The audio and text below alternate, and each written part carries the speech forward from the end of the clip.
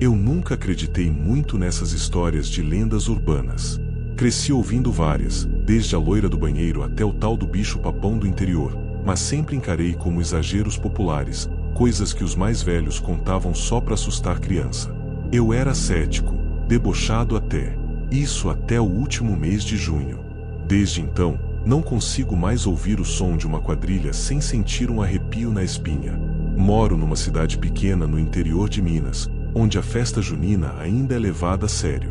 Todo mundo se reúne na praça principal, montam barracas, soltam fogos, fazem fogueira, dançam quadrilha. É bonito de ver, parece coisa de filme. Este ano, resolvi ajudar na organização com o pessoal da igreja. Era a primeira vez que eu participava tão ativamente e queria me envolver mais com a comunidade. Na véspera da festa, enquanto montávamos as últimas barracas, um dos senhores mais antigos da cidade, o seu Aurélio, puxou conversa comigo. Ele devia ter uns 80 anos, sempre de chapéu de palha e palito de dente no canto da boca. Me chamou de lado, com aquele olhar desconfiado de quem quer contar um segredo.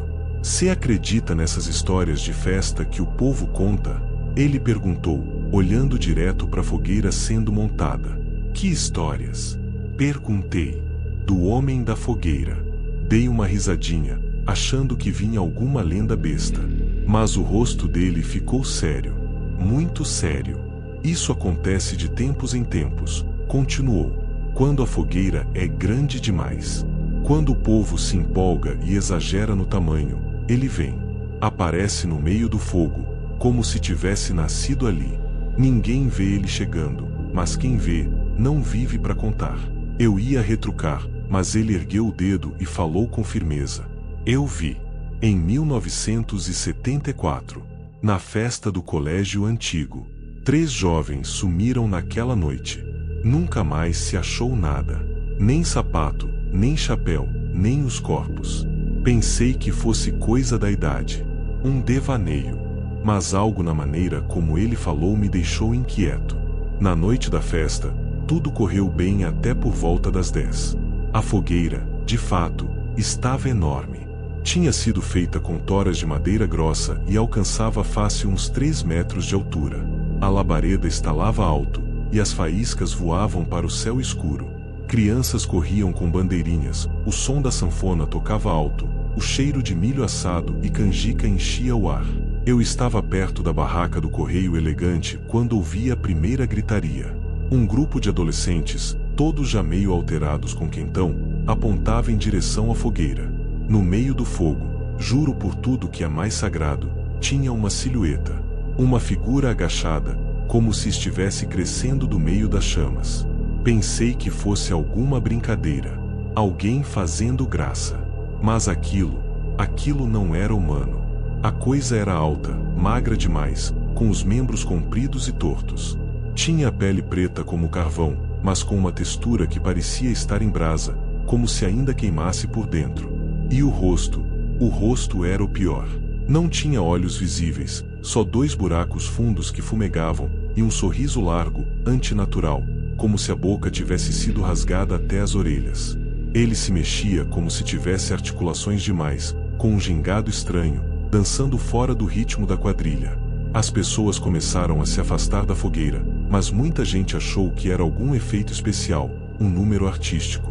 Até que a coisa saltou da fogueira de uma vez. Os gritos viraram pânico. A criatura correu pelo meio do arraial, rápido demais, os membros se arrastando pelo chão como se não se importasse com os ossos quebrando. E então pegou o primeiro. Um rapaz de camiseta vermelha que vendia balões. Com um movimento só, arrancou ele do chão. O grito do garoto foi interrompido por um estalo seco, como galho sendo partido. Ele foi puxado para cima, pro meio da fumaça, e sumiu. O segundo foi uma moça vestida de noiva caipira. Ela tentou correr, mas tropeçou nas próprias botas. A coisa se abaixou, chegou perto dela, e, Deus me perdoe, enfiou os dedos na boca da menina e puxou. Como se rasgasse o rosto dela ao meio. Eu vomitei na hora. O caos se instaurou. Gente correndo, tropeçando, crianças sendo carregadas pelos braços. Os alto-falantes continuavam tocando música como se nada estivesse errado. Eu tentei sair dali, mas fui empurrado por uma multidão e acabei caindo entre as barracas. Foi quando a criatura me viu. Ela parou por um segundo, a cabeça pendendo pro lado, aquele sorriso sempre presente, como se me estudasse. Não sei explicar porquê, mas eu não conseguia me mover. Senti um calor insuportável vindo dela, como se estivesse queimando de dentro para fora. Então, de repente, a fogueira explodiu com uma labareda mais alta que os postes da praça. A criatura pareceu se atrair por aquilo e correu de volta para dentro do fogo. Sumiu como se fosse parte das chamas. Quando acordei, já era madrugada. A praça estava vazia. Não havia corpo, nem sinal de sangue, nem nada. Apenas a fogueira ainda queimando, baixa, quase se apagando. No dia seguinte, disseram que foi um surto coletivo. Que as pessoas entraram em pânico por causa de fogos de artifício mal controlados e fumaça demais. Os jovens desaparecidos foram registrados como fugitivos. Segundo a polícia, teriam se aproveitado da confusão para fugir de casa. Ninguém quis admitir o que viu, menos o seu Aurélio. Quando me encontrou, só balançou a cabeça e disse: "A fogueira desse ano foi grande demais. A cidade devia ter aprendido." Eu tentei esquecer, seguir a vida. Mas toda noite desde então, quando fecho os olhos, eu vejo aquele sorriso de novo, iluminado pelas chamas. E ouço o som da quadrilha, como se ela nunca tivesse parado de tocar. Se você mora em cidade pequena, onde a tradição junina ainda é forte, preste atenção no tamanho da fogueira. Porque se ela for grande demais, ele volta. E nem todo mundo vai sair vivo da dança.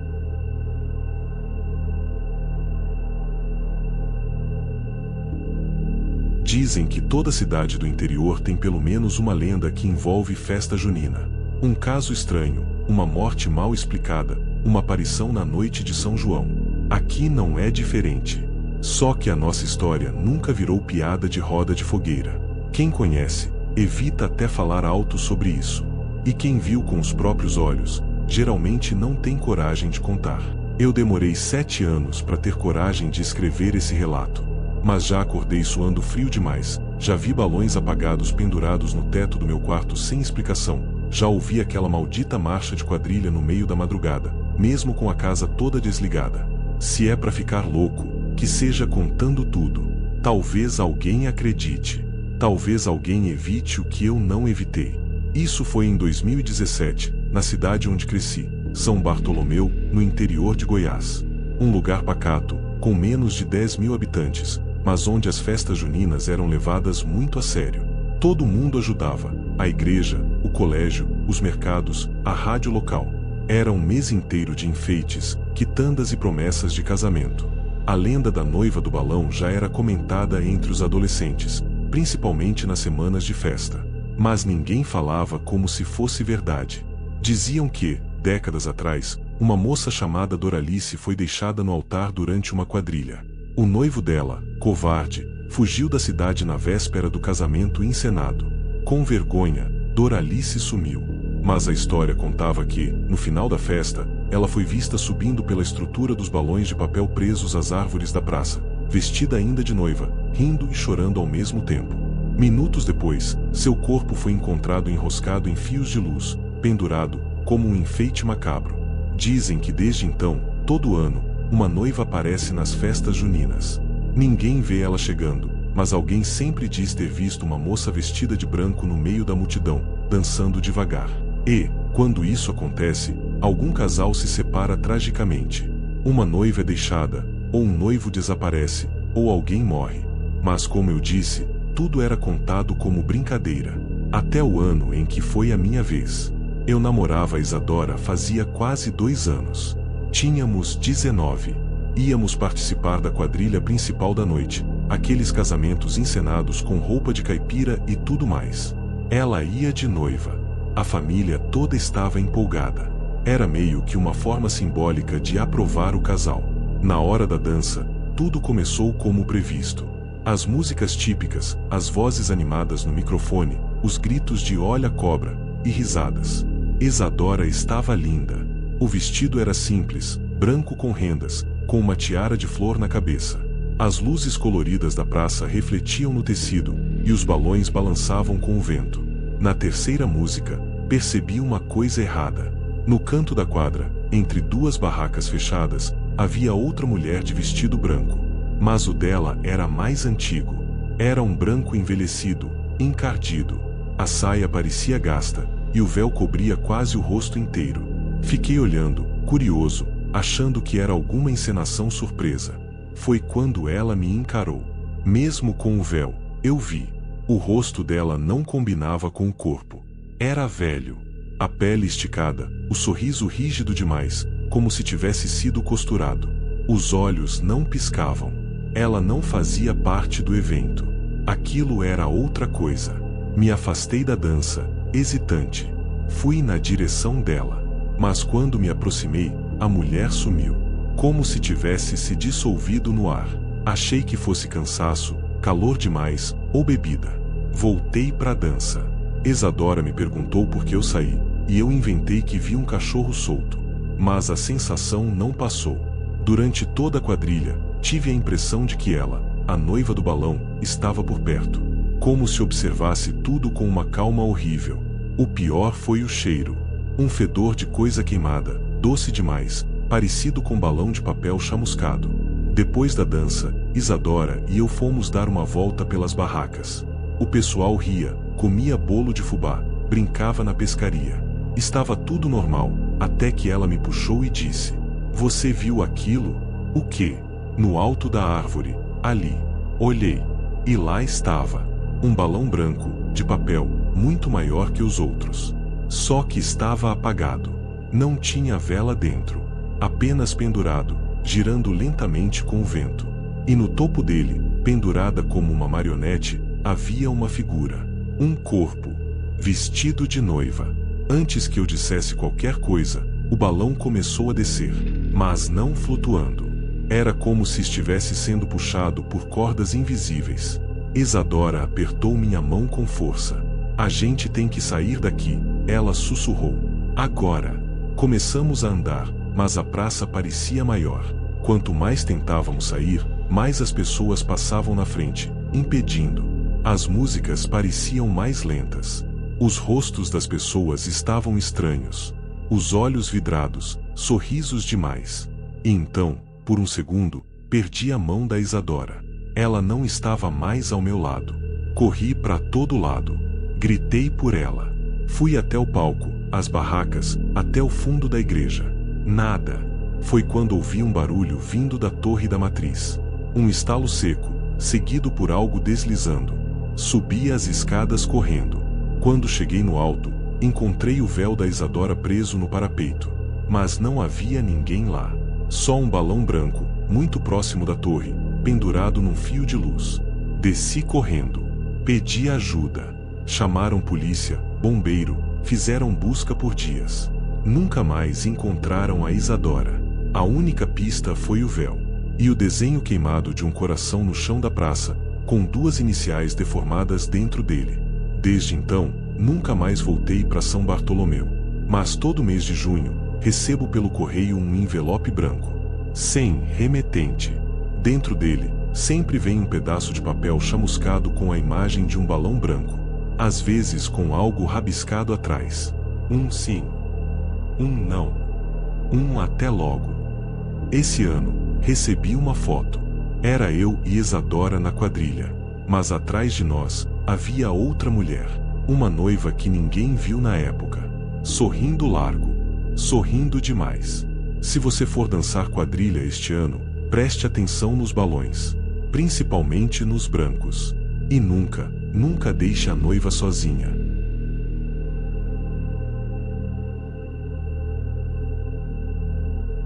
Eu cresci ouvindo que certas tradições não são só costumes, são formas de manter algo preso. Algo que, se esquecido, encontra uma maneira de voltar. Aqui na minha cidade, chamada Lagoa do Boi, havia uma tradição muito específica. Todo ano, na semana anterior à festa junina, um espantalho era colocado no centro da praça. Era grande, desproporcional, com braços longos demais e um rosto feito com saco de estopa costurado à mão. Não era bonito. Pelo contrário, era feio, torto, assustador. E ainda assim, todos respeitavam aquilo como se fosse um santo. Eu achava tudo isso meio exagerado. Quando era criança, minha mãe me proibia de chegar perto do espantalho. Dizia que ele vigiava a festa. Que, se ninguém mexesse com ele, tudo correria bem. Mas se alguém ousasse zombar ou desrespeitar o bicho, a festa terminaria em tragédia. A primeira vez que eu vi isso, ri.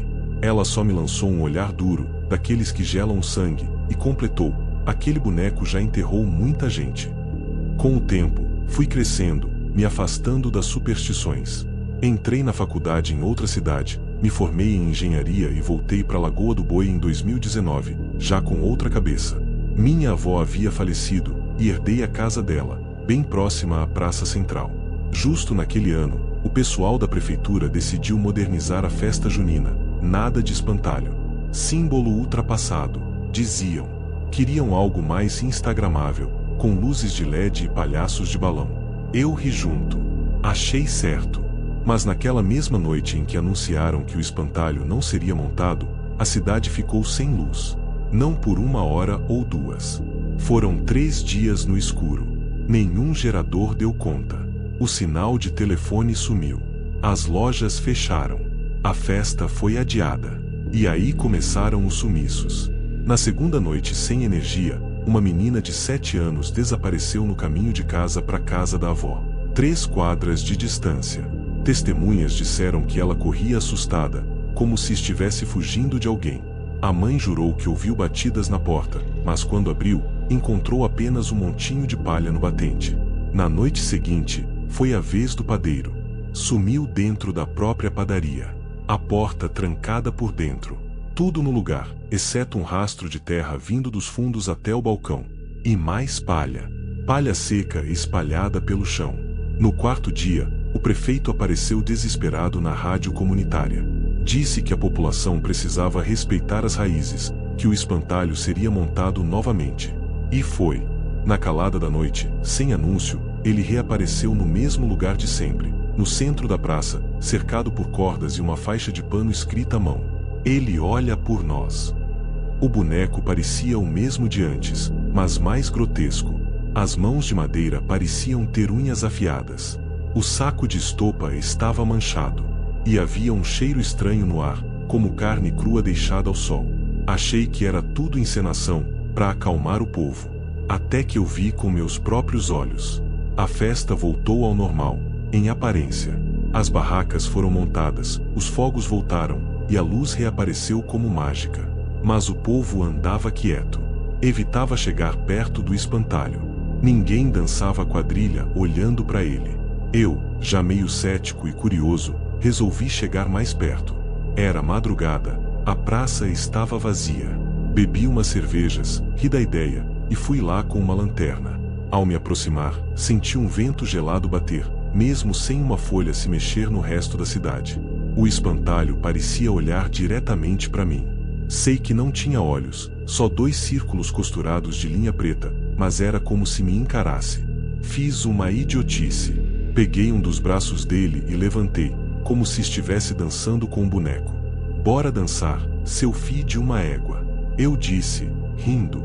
O braço que eu segurava se mexeu sozinho. Não rápido, não violento, mas firme. Ele se soltou da minha mão e pousou no meu ombro. A outra mão subiu devagar, como quem retribui o convite. Eu congelei. Não consegui gritar. Não consegui correr. A cabeça do espantalho virou. Girou inteira, sem mover o pescoço. E ele sussurrou: tá na hora da colheita. Não havia ninguém por perto, mas eu ouvi aquilo com clareza. A voz era rouca, como algo sendo arrastado pelo chão seco. Soltei o boneco e saí correndo. Não olhei para trás. Tranquei a porta da casa da minha avó e passei a noite em claro, ouvindo passos lentos do lado de fora, pisando nas folhas, estalando os galhos, rondando a casa. Na manhã seguinte, voltei à praça com um grupo de vizinhos. O espantalho não estava mais lá. No lugar dele, havia apenas uma cruz de madeira fincada no chão, com meu nome esculpido nela. Fui embora da cidade naquele mesmo dia. Este ano, descobri que o novo prefeito tentou repetir o que fizeram em 2019. Disseram que o espantalho era antiquado. A festa seria clean, moderna. Ontem à noite, recebi uma ligação da minha mãe. 3 desaparecidos em 2 dias. Palha na porta da escola. O sino da igreja tocando sozinho às 3 da manhã. Eles vão colocar o espantalho de volta hoje. E rezar para que ele aceite. Para que a colheita já tenha sido suficiente. Se você mora numa cidadezinha que tem um costume estranho, respeite. Porque às vezes, o que parece lenda, é só uma tranca. E quando tiram essa tranca, o que está do outro lado sai. E dança com quem estiver por perto.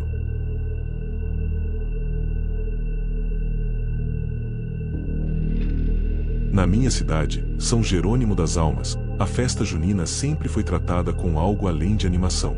Parecia devoção. Era mais do que dança, comida e bandeirinha colorida. Era um ritual. Um pacto silencioso que ninguém explicava direito, mas todo mundo seguia. Quando eu era criança, lembro que meu avô dizia que a festa só era segura enquanto o santo dançava. Eu não entendia o que ele queria dizer com aquilo, e ele também nunca explicava direito. Só dizia que, se um dia a imagem do santo parasse, a festa acabava em pranto. Na época, achei que fosse mais uma daquelas frases de efeito que os velhos adoram soltar. Mas hoje, mais de 20 anos depois, eu entendo exatamente o que ele queria dizer. Na praça principal da cidade, onde montam o arraial todos os anos, há uma pequena capela dedicada a São João Batista. Dentro dela, bem no altar, há uma imagem de madeira do santo. É grande, entalhada à mão, com braços erguidos e um sorriso leve. O estranho é que a imagem fica montada sobre uma pequena plataforma de madeira com rodinhas escondidas embaixo. Todo ano, quando a quadrilha principal começa, 2 homens entram na capela e empurram a imagem para fora, como se ele estivesse indo dançar com o povo. A imagem é colocada ao lado da fogueira e fica lá até o fim da festa, sendo levada de volta só quando a música acaba. E sempre deu tudo certo. Mas no ano de 2022, algo diferente aconteceu. A festa estava maior do que nunca. Patrocínio de fora, palco profissional, iluminação digital, até cantor sertanejo de dupla famosa. Muita gente nova na organização, gente de fora da cidade, querendo modernizar. Ninguém quis levar o santo para fora da capela naquele ano. Disseram que era antiquado, que deixasse ele lá, quieto, só como símbolo. Os mais velhos protestaram.